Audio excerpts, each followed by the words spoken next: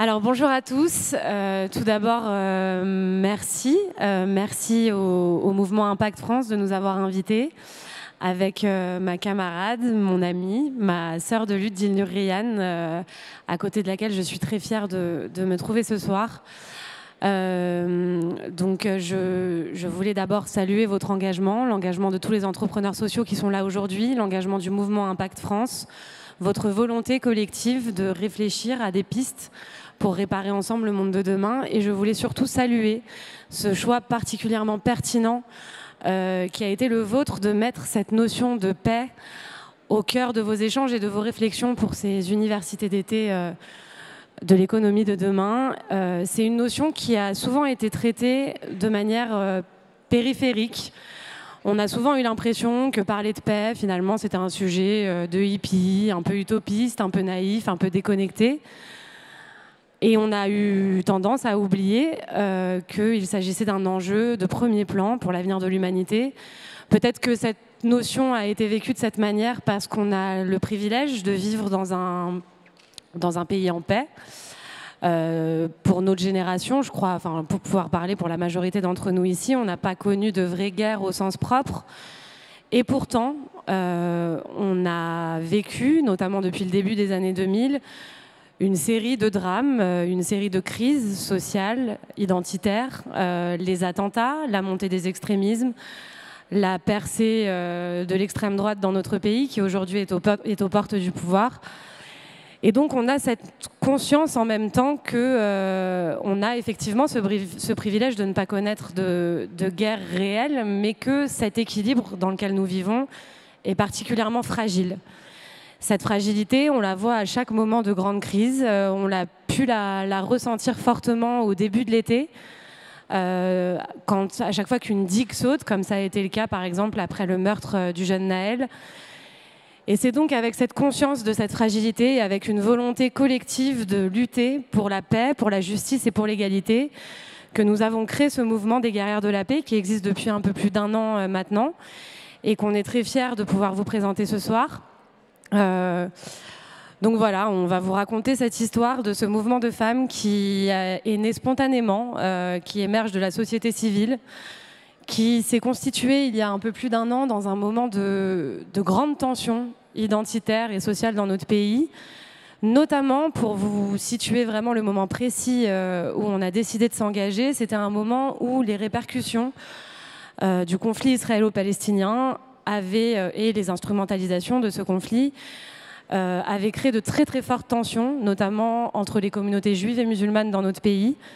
Et donc on s'est retrouvés avec un groupe de femmes à partager notre désarroi dans un moment où sur les réseaux sociaux, il y avait une déferlante de haine, d'appels à faire bloc dans des camps les uns contre les autres, avec l'impossibilité d'avoir un dialogue serein, apaisé, de s'écouter, de se parler. Et on a lancé à ce moment-là une tribune pour dire ça, pour dire qu'on refusait déjà cette assignation à être les unes contre les autres, mais qu'aussi on avait envie de pouvoir défendre la possibilité d'un débat tolérant et apaisé dans notre pays, et qu'on pensait que les femmes devaient pouvoir porter cela et devaient pouvoir faire un front commun. Donc on a lancé ce mouvement avec aussi cette volonté et ce constat qui était que dans notre pays, le camp humaniste, antiraciste est très divisé. Alors même que la menace face à nous est de plus en plus grande et de plus en plus puissante, on a du mal à se parler et à collaborer les uns avec les autres. Et donc on a eu cette volonté aussi de se dire qu'il fallait qu'on trouve les points de convergence entre nos luttes et qu'on lutte tous ensemble, pas chacun avec sa communauté, pas chacun dans son coin, mais qu'on réussisse de nouveau à lutter ensemble. Et avec ce prisme évidemment de notre engagement en tant que femmes, on a lancé donc ce mouvement. Ce mouvement, il a continué avec de nombreuses rencontres, de nombreux débats, de nombreuses actions sur le terrain, de l'éducation populaire qui ont été menées pendant 1 an en France. Où on a mis en dialogue des femmes de sensibilités différentes, avec des histoires différentes, avec des identités différentes, qui ont pu trouver donc cet espace avec une parole, justement une parole nouvelle, qui part de l'intime, qui part du concret de nos vies, qui ne s'enferme pas dans des débats sémantiques et idéologiques qui nous empêchent de nous écouter réellement, mais qui décide vraiment de partir de nos préoccupations quotidiennes. Et avec ça, on a réussi effectivement à ouvrir des moments de dialogue particulièrement forts et à mener des projets communs. Cette solidarité de femmes et cet engagement, il a pris une dimension plus internationale il y a quelques mois quand au Maroc, à Essaouira, on a lancé le premier grand forum mondial des femmes pour la paix, qui cette fois a rassemblé des femmes du monde entier. Il y avait parmi elles des femmes palestiniennes, israéliennes, afghanes, iraniennes, syriennes, sénégalaises, marocaines, la liste est longue. Plus récemment, on a refait ce forum avec des femmes ukrainiennes, des femmes russes aussi, opposantes au régime de Poutine. Et donc dans cette volonté d'étendre et d'élargir la solidarité des femmes et surtout de créer cette grande chaîne de solidarité et de collaboration à l'international. Ce que ça veut dire concrètement, pour vous en dire quelques mots, c'est que maintenant, nous avons, à travers ce forum, la possibilité de mener des actions conjointes dans différents pays, de se rendre aussi concrètement sur le terrain pour soutenir des femmes qui luttent dans leur pays. C'est ce qu'on va faire, par exemple, le mois prochain. On va se joindre à une grande marche historique de femmes palestiniennes et israéliennes pour la paix et la justice. On va aller avec une délégation internationale de femmes marcher à leur côté. Et il y a aussi cette volonté très importante d'œuvrer concrètement pour que les femmes, la voix des femmes soit entendue auprès des institutions internationales et pour qu'elles soient autour des tables des négociations et des lieux où les décisions politiques sont prises. Pour cela, on se base sur la résolution 1325 de l'ONU, cette résolution qui nous prouve que quand les femmes sont autour des tables de négociation, non seulement la paix advient plus rapidement, mais qu'en plus elle est plus stable, plus durable. Et que donc les femmes qui ont été trop souvent écartées des processus de décision, notamment quand il s'agit de conflits armés ou de guerres, on a souvent eu cette idée que finalement c'était les hommes qui allaient au front, que c'était eux qui étaient en première ligne et que les femmes finalement étaient celles qui étaient plus ou moins épargnées. On sait maintenant à quel point elles sont en première ligne, à quel point elles sont victimes de viols, d'agressions sexuelles. On a vu ce qui s'est passé en Syrie avec des milliers de femmes réduites en esclavage sexuel qui ont été vendues sur des marchés d'esclaves. On a vu plus récemment en Ukraine les exactions de l'armée russe, les viols en masse, les atrocités qui nous ont été rapportées sur les crimes commis à l'endroit des femmes. Et donc voilà, donc maintenant il est temps effectivement que ces femmes soient entendues et c'est aussi ce qu'on défend avec ce mouvement. Je vais donc laisser la parole à Dil Nurian, mais je voulais finir quand même par vous dire que le message qu'on a envie de vous porter aujourd'hui, c'est aussi un message d'espoir. Ce qu'on a vu depuis 1 an et demi avec ces femmes époustouflantes de courage, de détermination, ça nous fait penser qu'ensemble et en collaborant avec tous nos, enfin qu'on soit effectivement qu'on soit engagé dans l'associatif, qu'on soit dans le milieu de l'entreprise, qu'on soit engagé politiquement, si on crée des grandes collaborations entre nous, on peut être très très fort et on peut changer les choses. On l'a vu à l'échelle de cette collaboration internationale de femmes et on est face aujourd'hui à des propagateurs de haine qui sont de plus en plus organisés, qui disposent de moyens technologiques, financiers de plus en plus puissants, qui sont capables de perturber des élections démocratiques, qui sont capables d'influencer l'opinion de manière terrible. Et donc il faut qu'en face d'eux, on soit aussi puissant. Et pour être puissant, il faut qu'on soit ensemble. Et donc c'est aussi ce que je voulais vous dire ce soir. Et je crois que c'est le sens de ce que vous menez avec le mouvement Impact France. Donc je suis ravie d'avoir pu vous parler de notre engagement.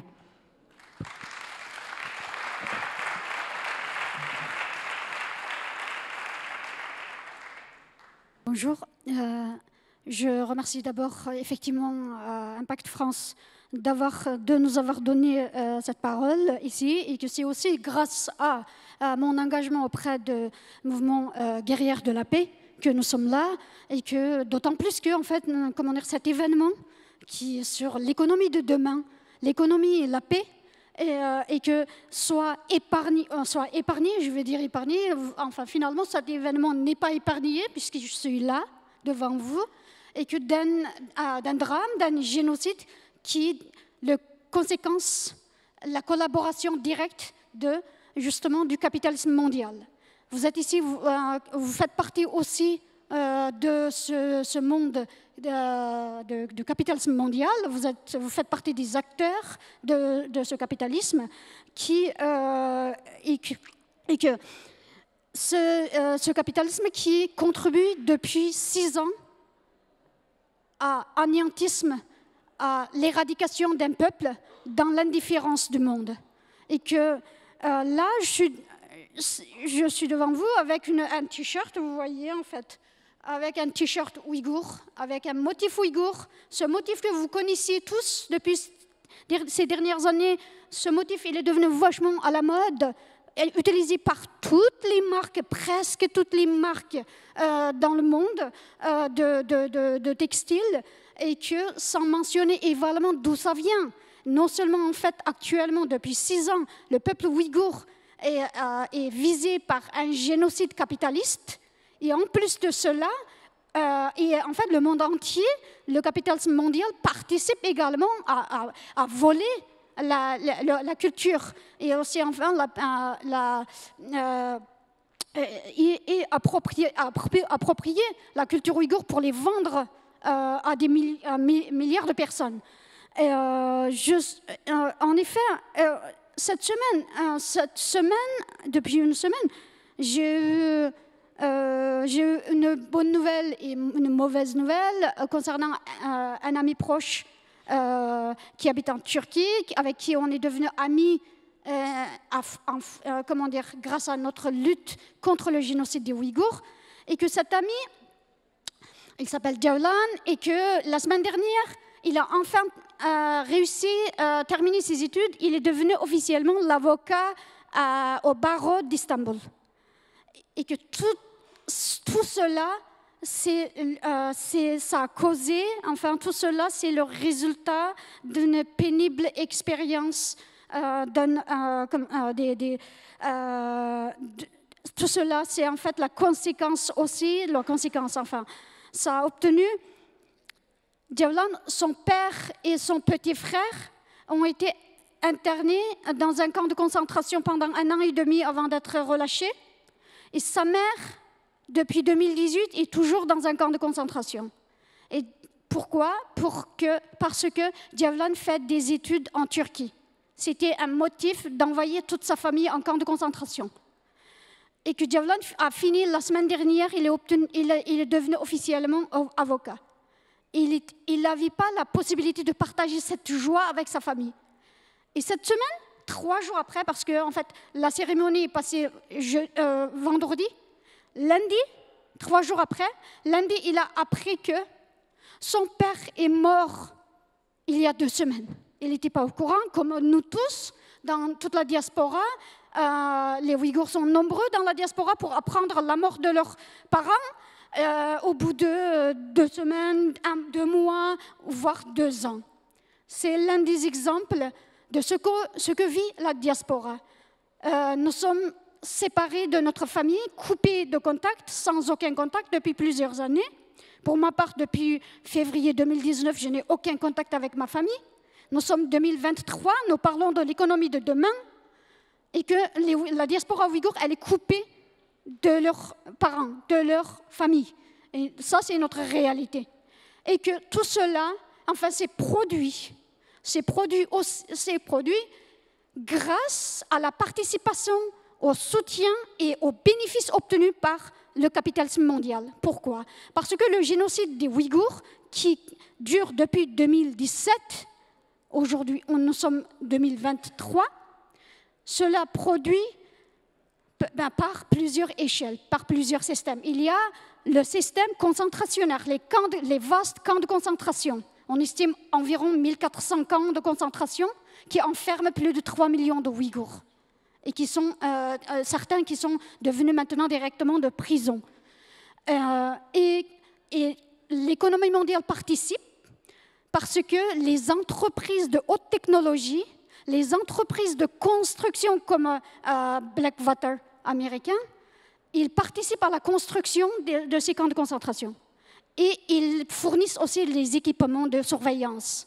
Et que c'est aussi le capitalisme de surveillance parce que c'est quoi le capitalisme de surveillance? C'est tout ce qui...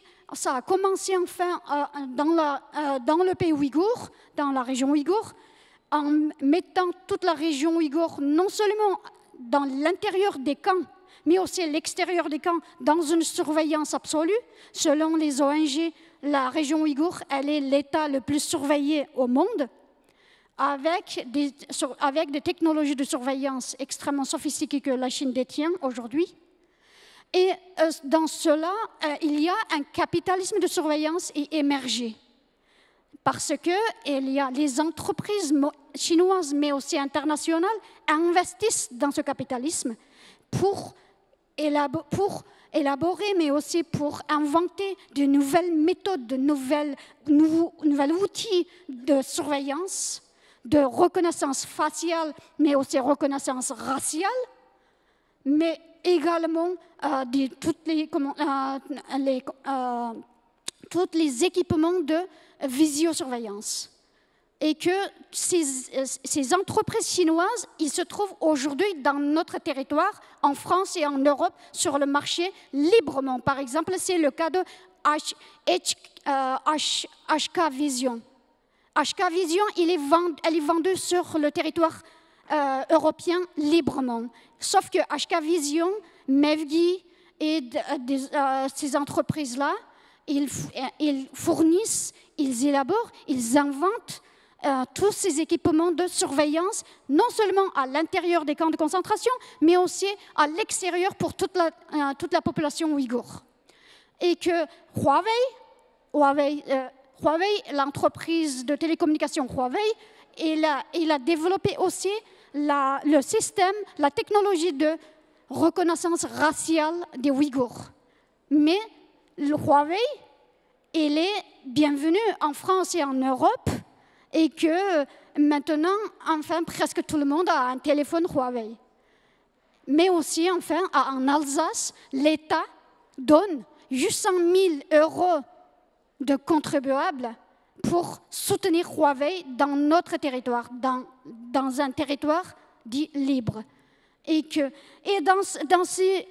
part ce capitalisme de surveillance qui est élaboré, qui est inventé, mais aussi qui a émergé à partir du génocide des Ouïghours, maintenant, il s'exporte à l'extérieur et maintenant élargissent partout dans le monde pour faire réellement un capitalisme mondial de surveillance.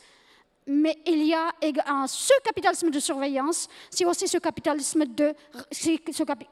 racial, puisqu'en fait, ce capitalisme, il exploite une population racialisée et il les réduit en esclaves. Et que le monde, enfin, en 2021, les experts de l'ONU ont mis en garde 150 marques internationales et chinoises comme entachées de travail esclavagiste des Ouïghours.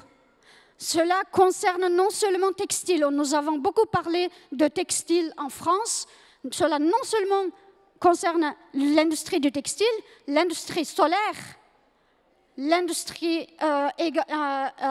mais aussi l'industrie automobile, même les banques sont concernées. Et que tout cela contribue d'une part à la main-d'œuvre gratuite des Ouïghours, bien fournie par l'État génocidaire chinois, et que c'est donnant-donnant. Le monde capitaliste, le capitalisme mondial peut avoir des produits pas chers grâce à un génocide qui est rendu possible par un État génocidaire, et que l'État génocidaire chinois peut continuer son génocide sans aucune punition, puisqu'en fait, le capitalisme mondial investit et profite, et l'État chinois continue d'éradiquer ce peuple afin de finir la colonisation qui avait commencé il y a 70 ans. Et ce capitalisme est également un capitalisme sexiste, parce que le génocide des Ouïghours, maintenant on l'appelle gendercide, Pourquoi gendercide? Parce que enfin, c'est un génocide, gender genocide. Parce que ce capitalisme et ce génocide visent en particulier les femmes ouïghours. Pourquoi? Les femmes, comme dans tous les conflits, dans tous les crimes de masse, les femmes sont premièrement visées en effet par l'humiliation, par des crimes sexuels. Et que par là, on humiliait une population. Par humilier les femmes, on humiliait un peuple. Et qu'on casse leur dignité. Et que c'est exactement ce qui est en train de se passer depuis 2017 et que cela continue. Pourquoi cela continue? C'est le seul génocide qui continue depuis, c'est le seul génocide qui est en cours. Pourquoi ça continue dans un silence absolu du monde? Parce que le monde capitaliste en profite, parce que le monde capitaliste en est complice. C'est pourquoi ça peut continuer.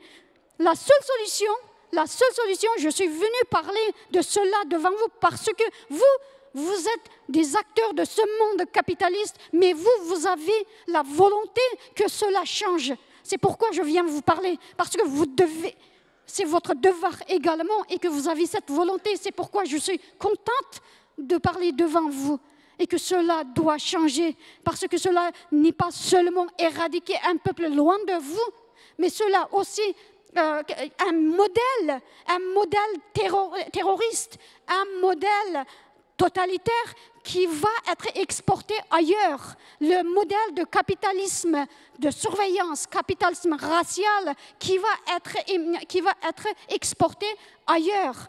Et que vous soyez, nous sommes tous d'une certaine manière, enfin tous, une partie d'entre nous, on appartient à une minorité d'une certaine manière. Parce que notre opinion est différente, parce que notre appartenance physique est différente, ou alors notre religion est différente, peu importe, nous avons une différence. Par cette différence, nous pouvons tous être menacés par ce capitalisme de surveillance et par ce capitalisme racial. C'est pourquoi, en fait, étant donné que le monde capitaliste est directement impliqué, directement complice, il faut que des acteurs comme vous, qui ont la bonne volonté, doivent changer cela, doivent dire stop et que doit cesser ce génocide. Et nous avons besoin de vous et le peuple ouïghour a besoin de vous pour que vous contribuiez à cesser et que d'abord pour cela, en fait, économiquement, l'économie est extrêmement importante et que moi je crois fermement, si on coupe l'économie à un État totalitaire, on peut cesser ces crimes. Et que aussi, vous avez la plus de possibilités également de venir en aide à la diaspora ouïghour et totalement coupée du monde, totalement coupée de l'aide et qui n'a pas de l'aide pour continuer sa culture, sa langue, son identité, sa lutte et que nous avons besoin de vous. Merci.